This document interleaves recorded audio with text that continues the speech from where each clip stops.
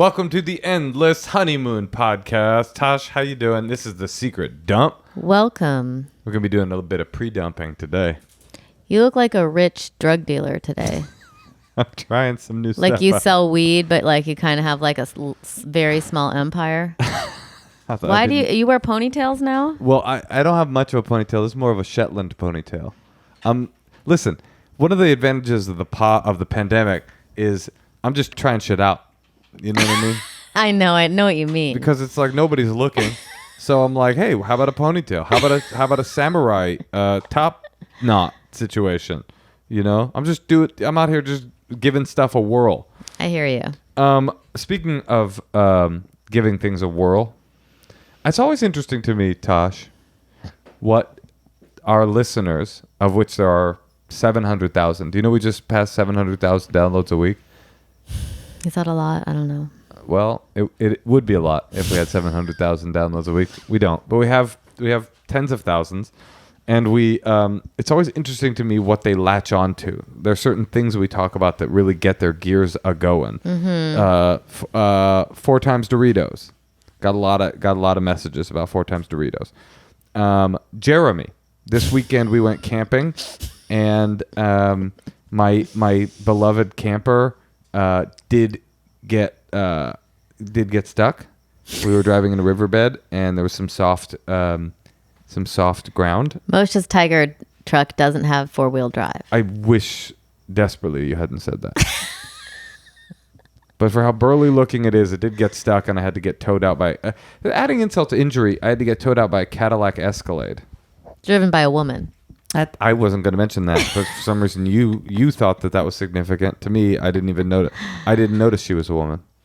You hired a woman. I don't see genitalia. This week you were towed out of a rut by a woman, and also you hired a TaskRabbit who was a woman to help you hang something.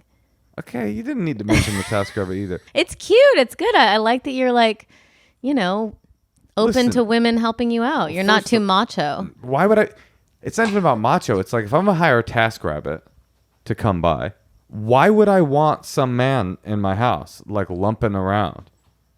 You know women are immune to COVID-19, first of all, starting there. Well, it was in the garage, but still. Anyway, long story short. Oh, I was going to say, so I got towed out, and I posted a picture of it. And I would say I got 10 messages saying Jeremy wouldn't have gotten stuck. Jeremy would have been able to get out on his own. Jeremy, I mean, it was so the things that people latch onto. And one of the things that we got a lot of messages about was our little disagreement about Rayo's pasta sauce. Well, you thought that it's too expensive and that we should just buy something else. And I've already told you no jarred sauce compares. I've tried them all. And our listenership has begged to differ. And so our podcast producer, Miss Laura, thought it would be a great idea, and we agree, to try the top selections from our listener base, saying these are the sauces that might be as good as Rayo's. Okay, let's try number 1. Okay, so we're gonna do a taste test here on the podcast right now. You're gonna hear us eating. It's probably gonna sound disgusting, and then after we taste these pastas, we will inform you which was which and if Rayo's stood the test. Okay, how's that first one? I think that's Rayo's. Okay, let me find out. I'll find out for you right now. It's so good. Is it Rao's or Rayo's? I believe it's Rayo's, which doesn't make sense. I will agree with you on that. Okay. I would have gone with fusilli, not like long spaghetti, but... Why would you do something like that? She's not a cook. She's a podcast producer. She's got a graduate degree in journalism. I'm just saying it's like a lot of slurping. Upstairs in our kitchen, cooking pasta for us. You over here talking about fusilli? You know who's... What'd you think of that one? That is, I think, Rayo's. I do believe so. That's the first one. I could see her also thinking, like, I'll trick him by making that the first one. Right. She might have a graduate degree but in podcasting, but not in police work. That's awful. Okay, that's awful. This is a selection Number 2 is awful. Selection 2. Number 1 was delicious. Also, the pasta's perfectly cooked. Thank you. It is, and that's an Italian talking to you. Okay, hold on. Here we go. I want to try number 2, the awful one. Let's see. Ooh, that's not good. No, that tastes like That tastes like a they made it in the Italian island of Pepperini. It just tastes like it's a black pepper, like salami. Oh, like that is fucking nasty. That's number 2. That's straight up pepper nasty. Number 2 is pepper nasty. No thanks. So we're on the same page so far. Maybe So this far, is why so I married good. you. Maybe. What you got? That's number 3. Tasha's trying number 3. What do you think? Pretty sour. You say sour? Hold on, let me give it a whirl. We should have like coffee that we sniff between it to cleanse our palates. Hold on, I'm about to take me a sip. Hold up. I'm gonna cleanse the old palate. I wonder if this is good podcasting or terrible podcasting. I think we're being pretty dainty while we eat it. Okay, hold on. Here we go. This is number 3 for me. That's a big bite, sour. Moshe. Okay, hold up.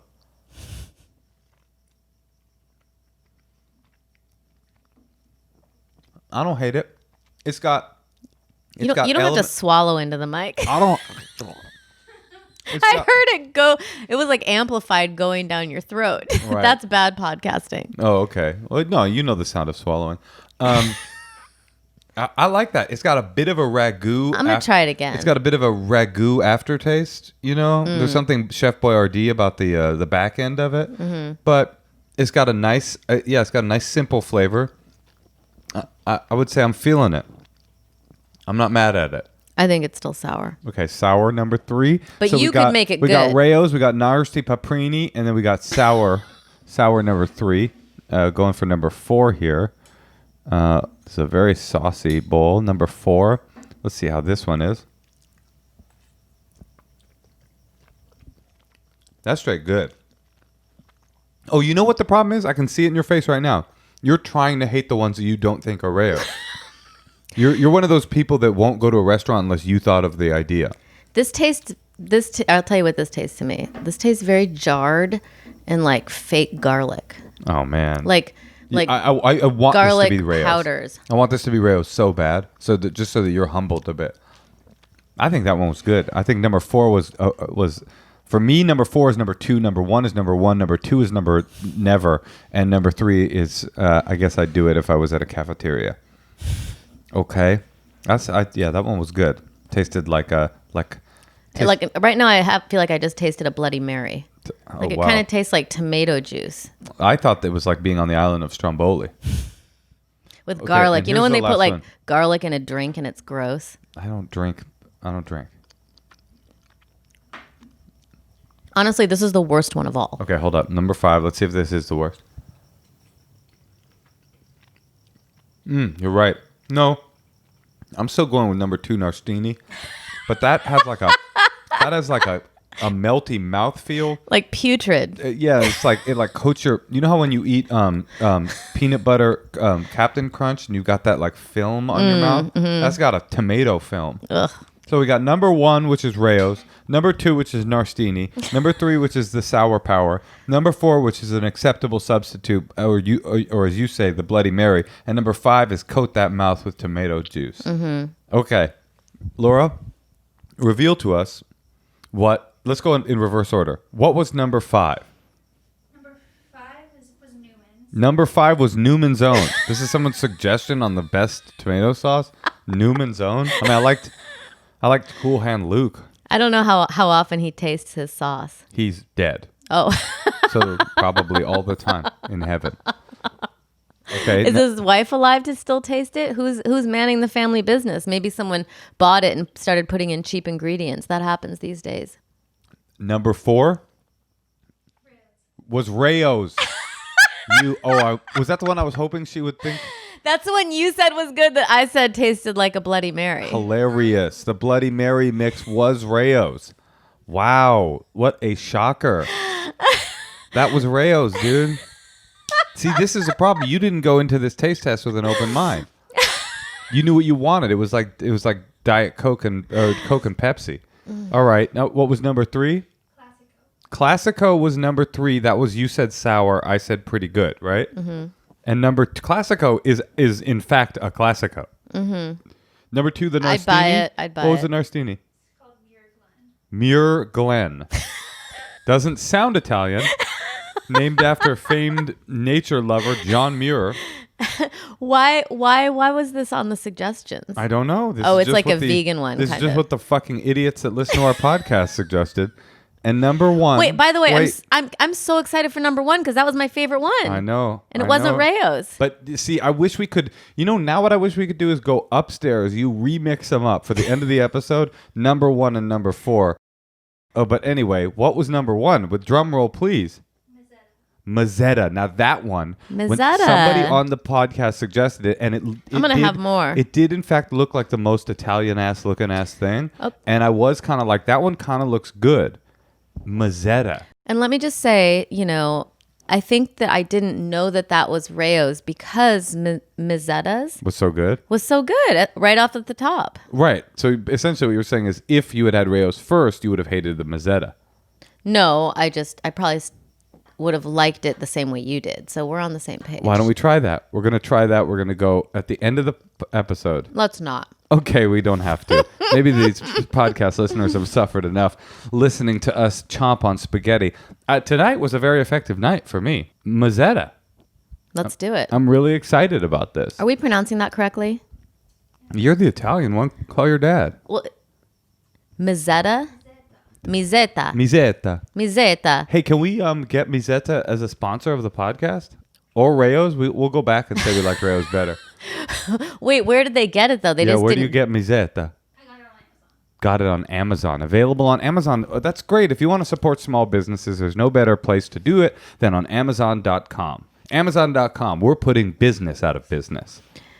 Moshe and I have been trying to get off Amazon. It's too hard. Okay. What do you think? Man, I feel really excited about our new Mazzetta life. Well, I'm going to keep snacking on my Mazzettas. While we play some secrets. Hey. I'm tempted to shield my voice here because actually I want to call in a couple times after this because I have multiple secrets to share.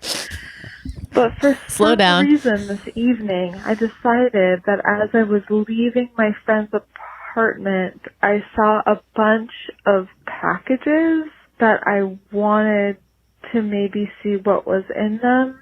And I don't know if it was because I have a tendency from my past being in high school and stealing a bunch of shit, but I saw this package and on my way out, I very casually and without any thought whatsoever literally swiped it on my way into my Lyft ride home. I didn't think anything of it. But now that I got home and I opened the package, I can see that it was a purchase that was sort of like a business suit, a female business suit.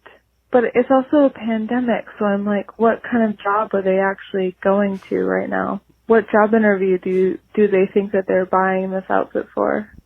That's me just trying to make peace with the fact that I did something really fucking shitty. And I can't believe I did that. So, you're welcome. Wait, this was her friend? No, was it? It was her friend. This is a bad instinct. I don't think you should steal from your friends. You shouldn't steal. You shouldn't steal. You definitely shouldn't steal from your friends. That's true. Now she's like judging her friend for taking a job interview. It's like, wow, I guess somebody doesn't have a moral core. She's out here looking for work during the pandemic. Good thing I stole her business suit.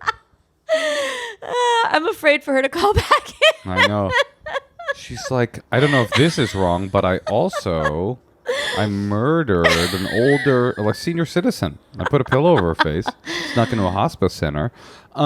I try to like deny that instinct in yourself to steal. Yeah, don't do that. And here's what you do.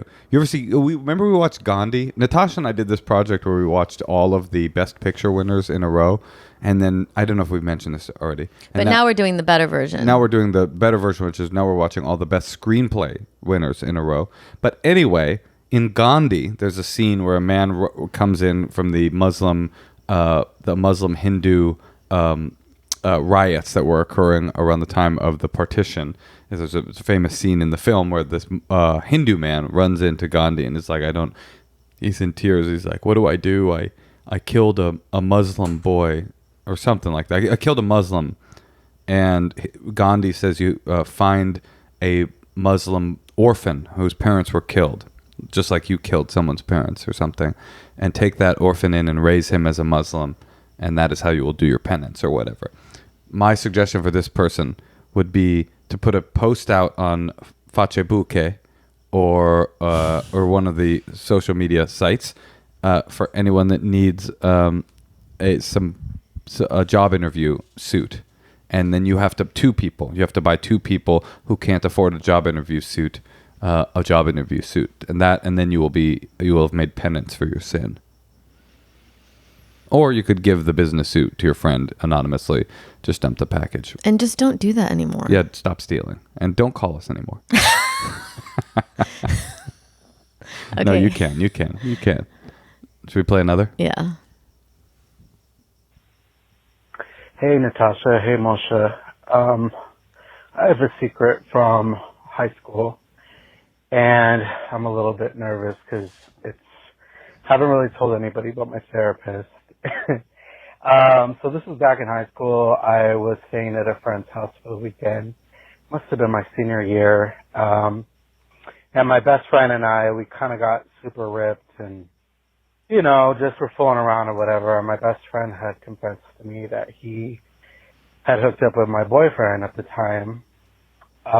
Naturally, I was way drunk and just blew it off and forgave him and was like, it's okay, I love you, like, no big deal, you're my best friend. I woke up the next morning and, like, everybody was gone. So naturally, like, I went downstairs and ran into his dad, and his dad and I, we have, like, his dad always helped me, like, wash my car, check my oil, do stuff like that. Help me, like, I was always at their house. Help me they had, like, a weight room in the garage, just, like, help me to, lift weights properly and stuff. He was like a dad I never had. Anyway, long story short, his dad and I hooked up with his dad in the living room, which was near the garage, so we could hear if they were coming home, because he had said that they were out getting breakfast. I'm not sure if it was like a revenge fuck or if it was like just because he was like a hot daddy and I just was always kind of into him secretly. Had a dream when I was like younger about him and wanted to live it out. I'm not sure. I'm such a slut. But anyway, so yeah, I didn't sleep with his dad. I just gave him, a little suck a long time. Anyway, yeah. And, after it happened, I like freaked out and literally just thought all kinds of thoughts in my head. I was a homewrecker, a cum junkie, like I just didn't know what to do.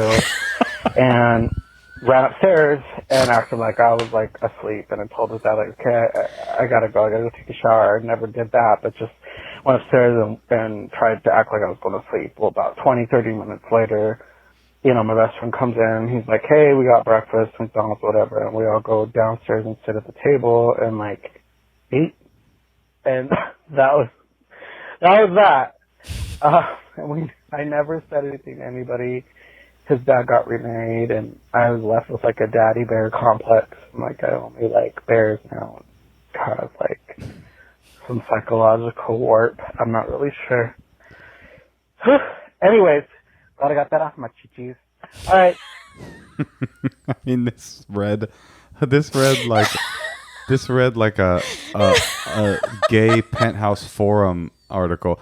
Like, the only reason I believed it was real was because he said the thing about the therapist. Because the way he was describing a father was so hacky. He would help me with my oil and show me the proper way to lift weights in the special white room, and he would. It's just like it felt so fake. What are the ages of the child? I don't know. Is he 16? Is he 20 during this? We didn't get that information. Hold on. What's it? He said high school. High school. Ooh. Yeah, risque. That's not good. Well, I mean, it's probably hot for him. I mean, I also For who? Actually, both of them, I guess. I mean, also, I really thought it was funny when he was like, I was just racked with guilt, asking myself, am I a homewrecker or a cum junkie? It's like the dichotomy between the two moral poles of that. It's just like, oh, I've ruined my best friend's father's marriage, and now they're not gonna. And also, I love slurping down that sweet, sweet jizz. But also, it seems like he was a minor. Oh, let's get off that. Let's focus on the fun of this story. Yeah, I really liked his honesty. It made me feel so happy that, just to hear what's going on. Did he do a Full Metal Jacket, sucky, sucky, long time in the middle there? Is that what he did? Maybe he was drunk. He was like, I didn't fuck. Is that what he said? I didn't fuck him. I just sucky, sucky, long time. It's like, we don't need you to kind of riff with comedy, like weird references in your deep dark secret. I wasn't exposure. exactly sure what he was saying there. I think he was saying I didn't actually fuck him. I just sucky, sucky, long time. Okay. Because me cum junkie. Well, another thing. You're a bit of a cum junkie. What do you think of the story? I was going to say, I think that sometimes when you have a complex or you're only into one thing, it can come from like a really young experience that really kind of shook you. Right. Like he said, now he only likes bears. Well, or like sometimes people who are like really into feet, maybe something happened with feet or something. Like what? I told you, I know a woman who is a dominatrix, and she said that her slave, her boyfriend, who she would call her slave, when he was young, he was in Chicago, like, and all his mom's friends would come in, and it was winter, and they were all wearing boots, and that's when he was first getting his hard-ons, and so now he needs like leather boots. I mean, but what it's like to come. I'm sure there were women with shoes on around me when I first started getting horny. Well, I'm just saying sometimes things can come from childhood, and I don't know. I mean, what can you do? I guess what you can not do is fuck your best friend's dad. I've gone my whole life, and I've never done that. I've never done that. It did really feel porny, though, didn't it? Just like the weightlifting and... Interesting. Can I ask you a serious question? Yeah. Would you ever fuck your best friend's dad? Today? Married? He's as old as he is. Or... Definitely more now than I would have when I was 16. I would be way too afraid and not... Older men were not on my radar in like a sexual way. You didn't date older men? Not when I was like in high school. In high school, I wanted to be with like, 20-year-old boys were old. Right. I didn't want to be with like 50-year-olds. I lost my virginity to my high school principal. Do you know that? She was 72. She was about to retire. And I gave her a little going away gift. And I was just tripping because I was like, who am I? Am I like some kind of cum junkie or what? I don't know. It remains to be seen. Can we hear another one? Let's do it. Hi, guys. I have a secret. I have been seeing a guy secretly for almost a year now after I broke up with my ex of 2 years. And this guy, actually, I've known him before because 3 years ago, I met him on Tinder, and he gave me chlamydia and gonorrhea. No, not gonorrhea, genital warts, which was even worse, maybe. And so yeah, now we have been seeing each other secretly because I don't want anyone to know that I am now seeing this crazy man who, like, gave me a string of STDs. Okay, bye. I get that. She told all her friends, oh my God, this fucking dirtbag gave me chlamydia. And now she's fucking him. And now she's back, so she can't tell her friends. Oh, it's him, actually. Right. He's the guy. But you know what? You deserve it. Yeah, right. He cleaned his dick up, and now he's giving it to you. And now you have it. So now that's it's best to like fuck other people with herpes if you have. Is that right? I think so. Like, I think if you both have it, you can't give it to each other. She doesn't have herpes that she knows of. Okay. She has HPV and had chlamydia. I would hope you had. No, genital warts and chlamydia. Yeah, that's HPV. Oh. Genital warts is HPV. Okay. Well, obviously you know a lot about it. Yeah, you're right. It requires a true slut to know that genital warts and HPV are the same thing. I don't know. I've never had an STD, thank God. Well, have you ever just sort of observed the world at all? Because it's a pretty common disorder. All right. Should we play another secret? Yeah, let's play one more. One more. Hey guys. All right. So this is a secret in relation to the one where the girl would jerk off her boyfriend in his sleep to make him think he was having wet dreams. Okay, so apparently there's been a few times where I jerked my boyfriend off in my sleep, and he tells me about it in the morning, and apparently he never finishes, and I am just sound asleep, and I don't remember it at all. He says that I wake him up by jerking him off, and I never finish. Oh my gosh. The reason why I haven't told anybody is because I feel like a fucking predator, but okay, bye guys. I mean, honestly, I felt like she was jerking me off with her voice. I like it. I think it's kind of hot.